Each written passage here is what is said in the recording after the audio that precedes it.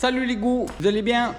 Vous avez vu, pas de ciel bleu derrière moi. Aujourd'hui, il n'y a pas de jaloux. J'avais mis en accéléré l'enregistrement du trajet. Donc, vous comprendrez rien à ce que je dis, ça va être... Donc bref, on s'en bat le steak. Donc j'attaque ici au boxon. Donc mon blabla, hein, c'était mon petit blabla pendant la marche. C'était juste que voilà, je vous disais qu'on repartait tester le T6 boosted. Donc ce boostage consistait à non pas faire une machine qui hurle, mais avoir beaucoup de couples. C'est-à-dire que j'ai optimisé chaque explosion moteur. Et je n'ai pas donc compté sur la multiplication des explosions moteurs pour obtenir plus de puissance. Donc pour cela, évidemment, j'ai optimisé le remplissage donc de gaz frais et le vidage de gaz brûlé. Donc comme ça, évidemment, comme on admet plus de gaz frais, évidemment quand ça pète, bah, ça pète plus fort. Et comme on optimise le vidage de gaz brûlé, bah, évidemment on arrive à vider cet excédent de gaz frais qui ont brûlé. Donc comme on vide bien, la pression a bien baissé lorsqu'on admet la nouvelle belle bouffée de gaz frais qui rentre dans le cylindre. Voilà, c'est comme ça, en gros, qu'on optimise la puissance, le couple, donc la puissance par explosion, par tour moteur. Donc je vous disais aussi que dans le CPI, j'étais en train de faire le même boulot, dès même que c'était fini. A priori, j'ai fini, bon, j'ai peut-être un petit peu de fignolage à faire. Mais pareil, j'ai fait le même travail que dans le T6. Hein. Bon, évidemment, c'est pas du tout comparable, mais c'est le même boulot. C'est-à-dire que j'ai optimisé l'admission des gaz frais et j'ai optimisé l'échappement des gaz brûlés. Voilà, au final, donc le CPI qui était déjà très coupleux devrait être assez monstrueux niveau couple. Et donc j'ai travaillé sans augmenter les diagrammes du CPI. Tout comme sur le RSAL, je les ai augmentés très légèrement. Donc lors du dernier vlog, on avait pu faire un tour avec la nénette. Donc elle marche bien, hein, ça marche très très bien pour un petit cylindre à air. Maintenant, évidemment, on est quand même en deçà du CPI, étant donné que déjà d'une, c'est un 65 cm3. Et de plus, c'est un cylindre à air. Donc évidemment, dès que le cylindre dépasse la température de 50-60 degrés, on commence vraiment à perdre de la puissance, en particulier à bas régime. Donc ça se traduit par une machine qui, si à froid, elle a un démarrage de fou, à chaud, le démarrage est beaucoup plus mou, parce qu'on a beaucoup moins de couples disponibles à l'embrayage. Et donc l'embrayage patine moins, et donc on arrive moins à atteindre un régime où la puissance est vraiment considérable. Voilà. Donc, lors de notre petit déverminage du T665, donc avec sa calus boost, ouh, qu'elle est belle cette calus. D'ailleurs, je n'arrête pas de recevoir des messages. Quand est-ce qu'elle est disponible, la calus? Quand est-ce qu'il y en a? Je reçois même des coups de téléphone. Bah oui, je suis obligé de dire 2 mois. Hein. Je pense que ça devrait être 2 mois. Voilà. Bon, maintenant, qu'est-ce qu'on va faire aujourd'hui? Mais bon, on va essayer de régler les problèmes d'hier. Donc du dernier vlog. Donc la nénette, elle avait une patate de fou à froid, évidemment, grosse patate. On avait pu noter, donc quand on est parti avec le pot Gianelli, j'avais eu vraiment l'impression que c'était très très gras. Hein. La machine, c'était... J'avais l'impression d'avoir le starter. Bon, il n'y était pas. Et puis après, cette sensation a disparu. Bon, ça, on ne va pas y toucher. On va pas y toucher. Et on avait aussi... on prenait des régimes un peu trop élevés, je pense. On arrivait à 11 600 tours. Plus de 11 500, en tout cas, j'ai pu visionner sur les rushs. Donc pour moi, c'est trop. Surtout pour un cylindre à air. Je pense que c'est beaucoup plus raisonnable de rester sous les 11 000. Et d'autant plus qu'avec mes diagrammes faibles, je pense qu'à 11 000, ce serait mieux. Maintenant, le mauvais côté de le mauvais côté de la pièce, ça va être que très probablement l'embrayage va accrocher encore un petit peu plus tôt. Donc très probablement qu'à chaud, la machine va avoir plus de mal qu'avec le réglage vario actuel. Voilà, donc bah écoutez, voilà, tout est prêt déjà. Tout est déjà prêt, voilà. Il n'y a pas grand chose de sorti aujourd'hui. Donc actuellement, j'ai gros poids et petit poids. Et ben je vais passer à gros poids et poids moyen. Bah, ça risque de faire beaucoup, mais on verra. Hein. Je pense que ça peut être pas mal. Donc allez, on va attaquer ensemble. Donc évidemment, on va exploser le cadre ensemble. Hein? Oula, non, je vais vraiment le faire, là je le sens. Non, voilà, c'est bon. Voilà. Et maintenant, je vous pose, parce que évidemment, le Stradivario a beau être magique. Est-ce que vous le voyez, le Stradivariator? Vous le voyez où? Ouais, vous le voyez où? Voilà, Stradivario en ligne de mire. Donc voilà, on retire la courroie, évidemment, hein, parce que sinon ça va pas être facile d'écarter les joues. On écarte les joues, et voilà, hop, et on met le basculeur en position maximale, donc ouverte. Et ensuite, il n'y a plus qu'à mettre la petite clé BTR. Donc là, je dévisse l'une. Je dévisse l'autre. Alors, je ne vais pas le faire ici, bien que ce serait donner quand même un bon exemple. Il faut savoir que ces petites vis de basculeur, à force de démonter, remonter, bah, un jour ou l'autre, ça finit par lâcher. Et le filetage est mort. Et après, bah, évidemment, les masses, les poids, vous pouvez plus bien les visser. Vous pouvez même plus les visser parce qu'ils tiennent plus. Et le risque, c'est de se les prendre dans les guiboles ensuite. Voilà. On a déjà un poids. Voilà. Donc, il n'y a pas à chier, comme on dit. Les varios à ma slot, c'est vraiment le top. Vous voyez, même pas besoin de démonter le vario. Et je peux changer mes poids tranquillou. Bon. Le seul problème, évidemment, c'est ces petits filetages auxquels il faut faire bien attention. Alors, je vais aller chercher mon petit pot de graisse. Je vais quand même graisser les vis. Voilà. Hop. Et voilà. La lumière. Un petit coup de latte à l'éclairagiste. Voilà. Un bon pot de gras. Le pot de gois. Voilà, je prends mon poids. Je prends une petite giclette de gras avec ma clé BTR, hop, et en principe je peux maintenant visser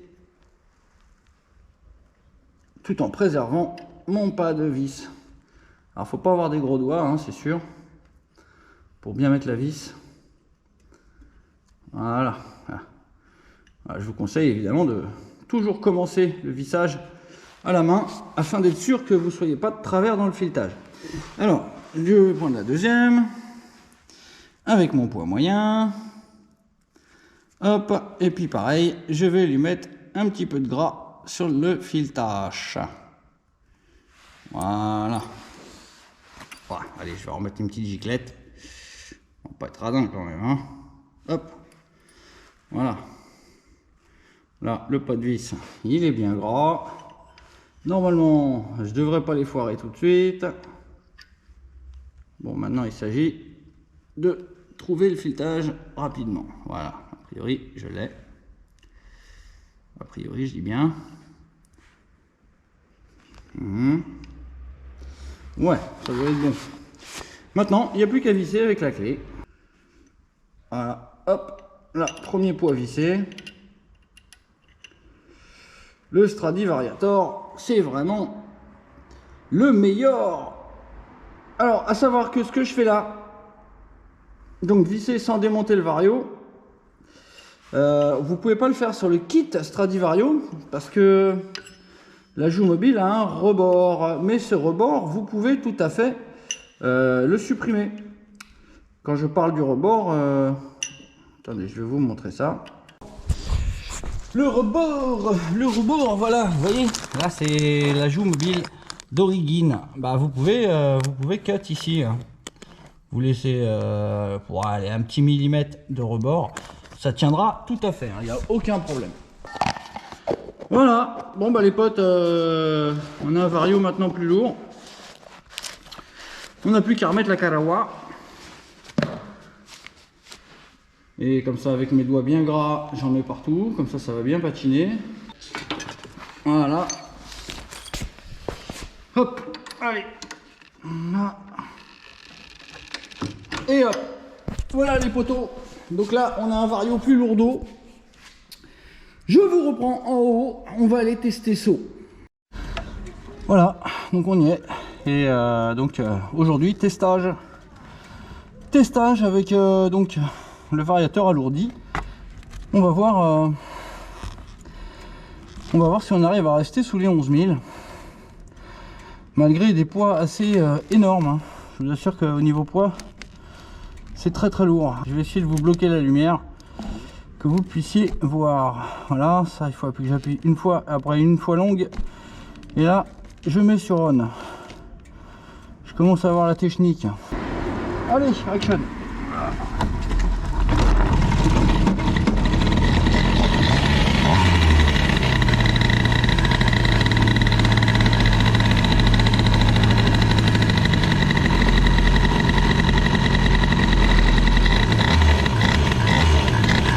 Bon, rappelons que je suis en 13,56, hein, donc la mobilette n'est pas un dragster aujourd'hui. Ah, d'accord. Bah, ça m'a l'air toujours bien gras tout ça. Ça m'a l'air toujours bien gras. Il va falloir faire quelque chose à la prochaine étape.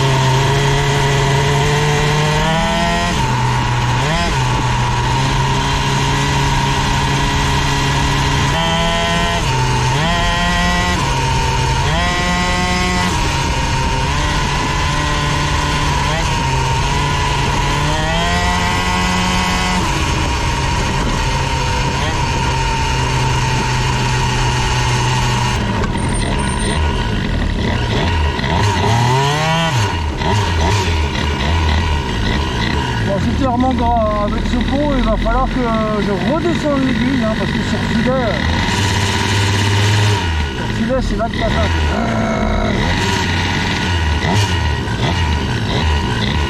Bon, on va essayer de faire une petite pointasse en 13,56, donc on va voir ce que ça donne.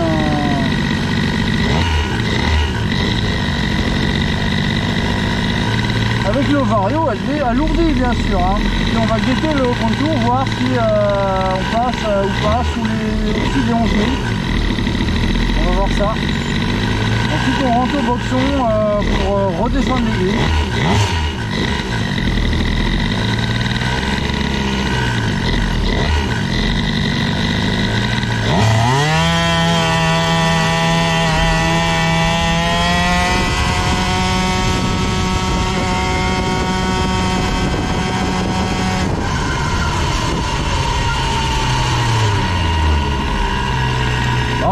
On est pas mal, ça commence à être pas mal. 90, j'ai pensé à un gros freinage de timbré en 13,56. Ça commence à sentir bon cette affaire pour un petit kit à 60 balles.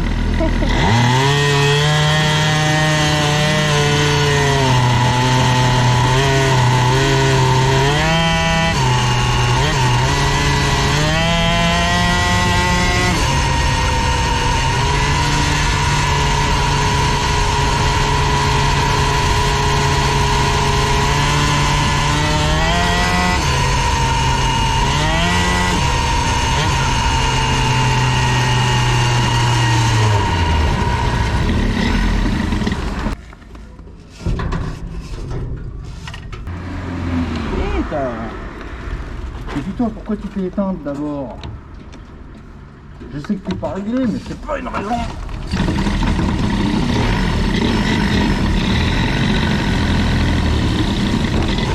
Ah, d'accord. Bon, c'est pas grave. De toute façon, le ralenti va pas tenir. Donc ça sert à rien. Beaucoup trop gras.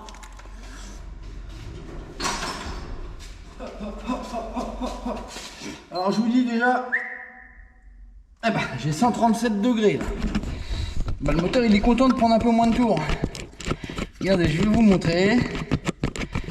Mais là j'avais 137 au cylindre. Donc on recommence. Hop là. Regardez, nos trucages. Hein. 133 degrés au cylindre, 135 degrés au cylindre. Alors que je roule comme un connard hein, quand même, hein, faut le dire. Hein. 118 à la calus. 117 à la calus. Donc de deux choses l'une. Déjà, ça prend moins de tours. Donc ça a l'air de moins chauffer. Et évidemment, ça fait moins de bruit. Et... ah, il faut que j'éteigne mon juge de PS. Mon juge de vitesse. Éteins-toi. Salut. Allez. Bon. Donc, vous avez vu, là, on fait 90 km/h entre les deux feux. Je pense que si j'avais cherché vraiment à faire beaucoup mieux, enfin à faire le score maxi, j'aurais freiné vraiment au dernier moment, j'aurais peut-être été à 92.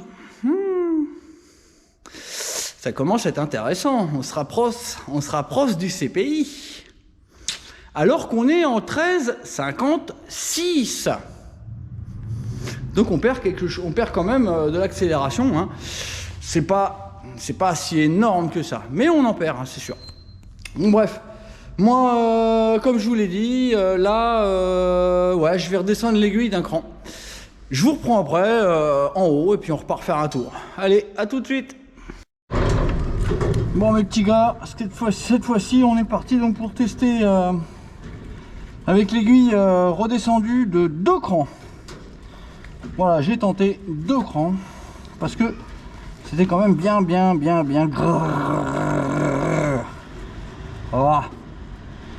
voilà, donc allez, on va retester ça. Je vais remettre à 0 la Vmax. Hop, voilà. Allez les poteaux, on est parti. Ce coup-ci je mets pas le starter. On va voir, il commence à faire bon.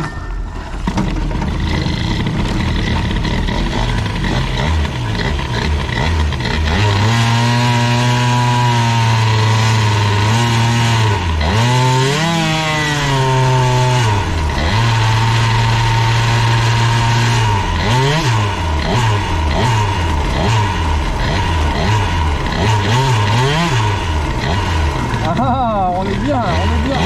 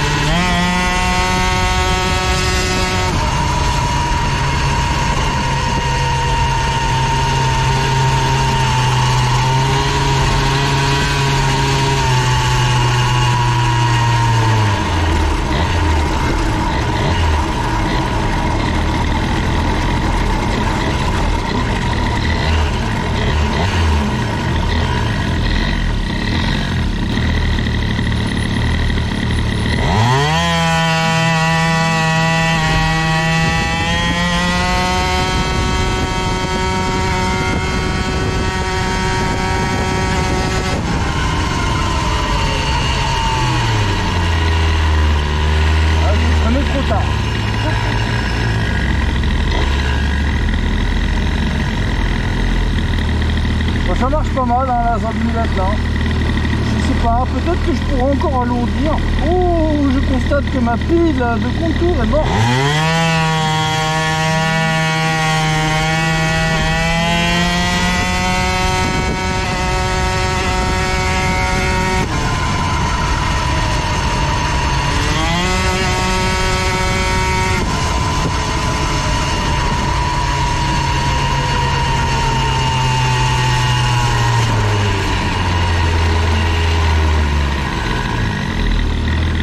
Elle marche la pétoire, hein, les copains là. Hein.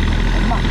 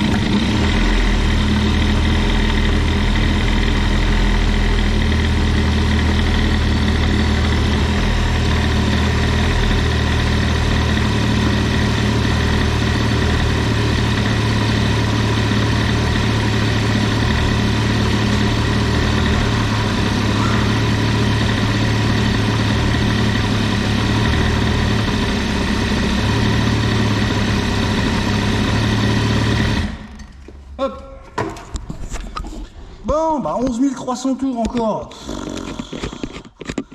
Putain, je vais être obligé de mettre des poids lourds là-dedans, c'est pas possible. Bon, donc ça c'est le dévissage. Et là c'est température testinge. Donc là j'ai appauvri, hein, donc ça devrait être un peu plus chaud. Ah, là on constate effectivement qu'il y a du pauvre. Là il y a de l'appauvrissement, on a 20 degrés de plus. L'aiguille a bien joué. L'aiguille a bien changé la situation. Bref, là, donc comme le comportement de la machine peut me le révéler, donc là j'ai remarqué que quand j'arrive plein gaz, bah, je freine tout et tout, j'arrive au feu rouge, le ralenti il est haut. Donc j'ai bien l'impression que quand je suis plein gaz, en fait l'aiguille bouche un peu trop le puits d'aiguille, ce qui fait que plein gaz, je dois être trop pauvre. Je dois être un peu trop pauvre, ce qui fait que quand je rends les gaz juste après avoir été plein gaz, en fait je suis encore trop pauvre. Et le ralenti d'un coup il chute. Parce que on passe sur le circuit de ralenti et d'un coup ça devient riche et donc le régime tombe. Donc là, à mon avis, il faudrait peut-être très probablement que je réenrichisse au principal. Si je veux conserver l'aiguille sur ce cran. Bah ouais, probablement. Hein. Bref. Bon. Écoutez, on avance, on avance, on avance et... Est-ce qu'on va faire ça maintenant? Je sais pas. On va voir. Oui, je pense qu'on va le faire. On va le faire. En tout cas là, on remarquait qu'à la fin du tour, la machine avait plus de mal qu'avant au démarrage. Hein. Alors c'est très probablement les 20 degrés de plus au cylindre hein, qui n'ont pas aidé. Donc j'ai bien envie de tenter 5 points de plus au principal. Donc là on va monter à 115. 115 quand même.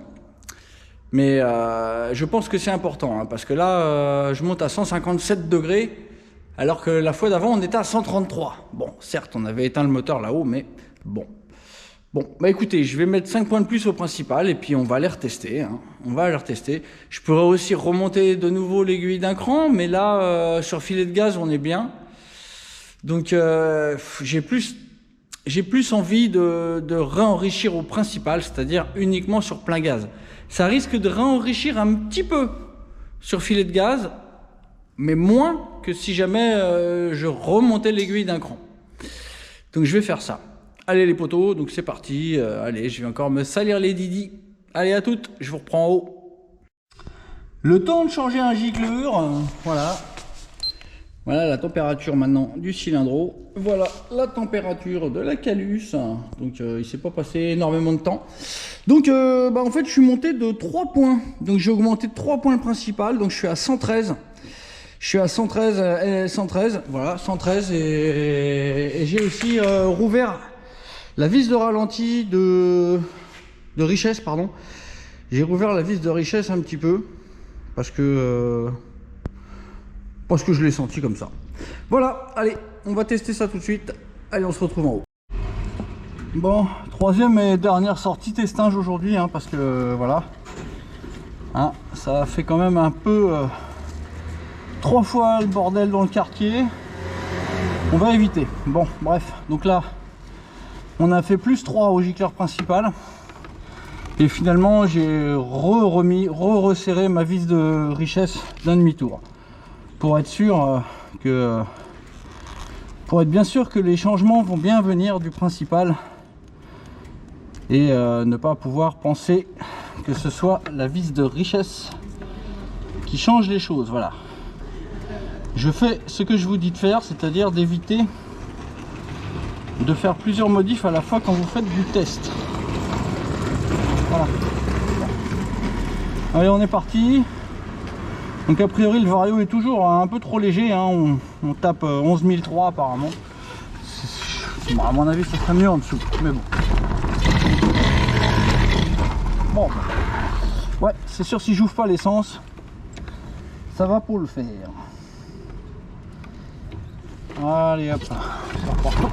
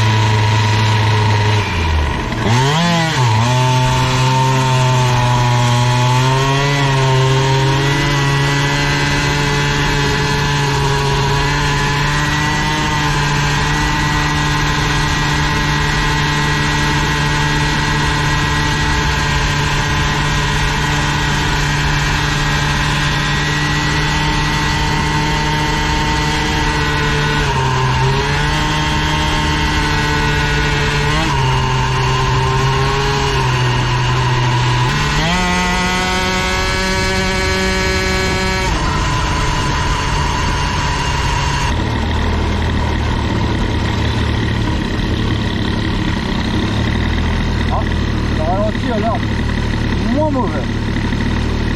Bon, allez, on va voir ce que ça donne, ce qu'on switch.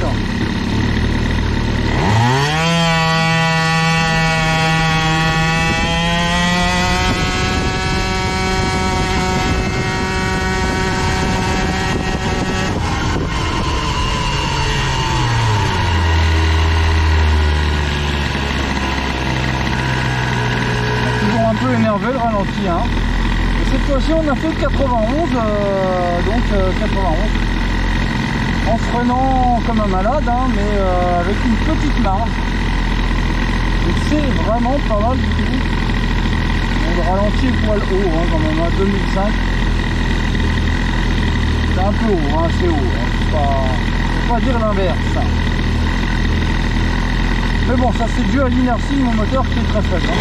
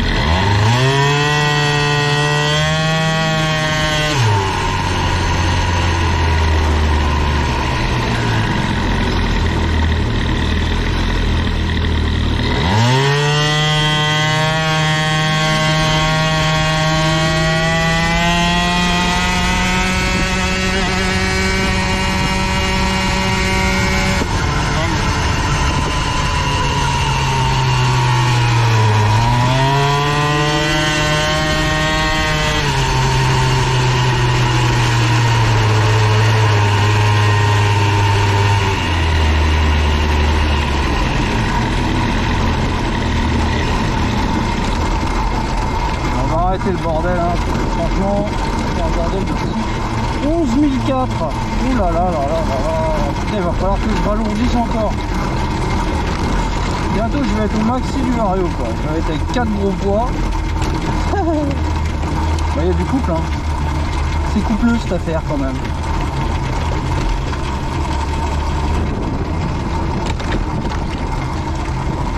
Allez vite vite vite vite vite vite vite. Bon, en tout cas, j'ai toujours cette perte de puissance à chaud hein, au démarrage. Ça devient mou. Alors qu'apparemment, j'avais pas ce problème avec les autres carburations. Voilà. Donc, ouais. Donc j'ai une petite perte à chaud que je n'avais pas avec les autres réglages.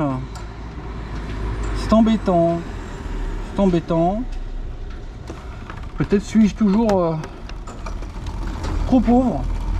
Je vais faire une revérif de température, voir si on est encore à 155, 157. Bien que j'ai éteint la machine là-haut. Allez hop, vite, vite, vite. Hop, hop, hop, hop, hop, hop, vite, vite, vite, vite. Dépêche-toi. Voilà, donc ça va déjà beaucoup mieux. Hein. Regardez.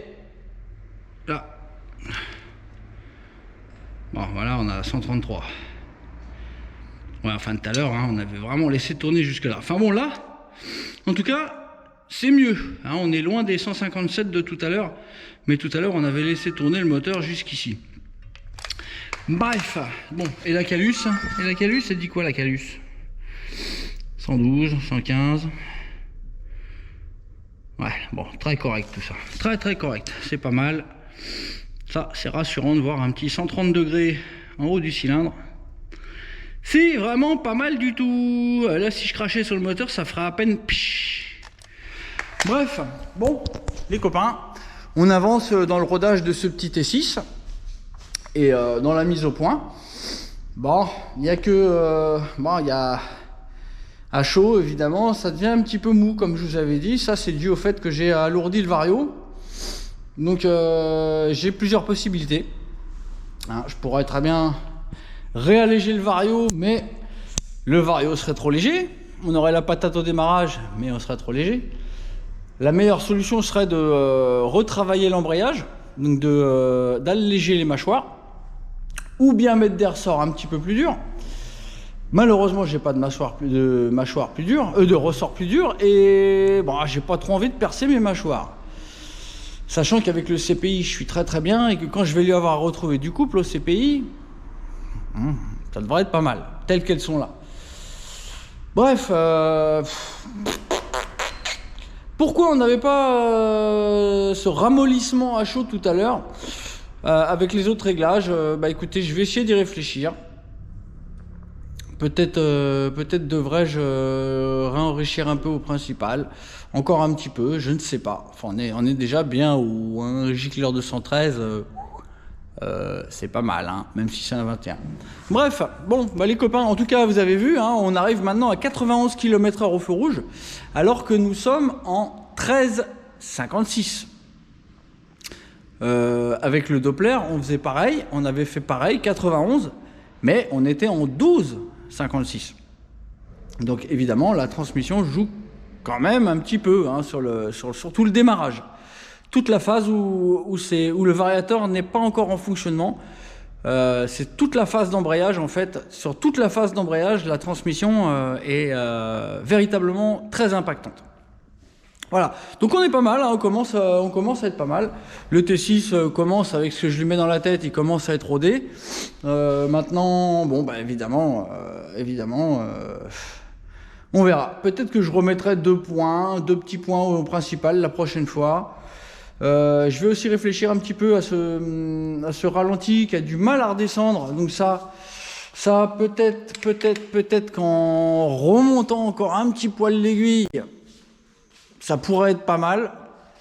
Mais ah oui, en remontant, oui, mais non, là j'avais déjà du gras au démarrage. Donc alors à la limite, il faudrait que je ferme la vis de richesse.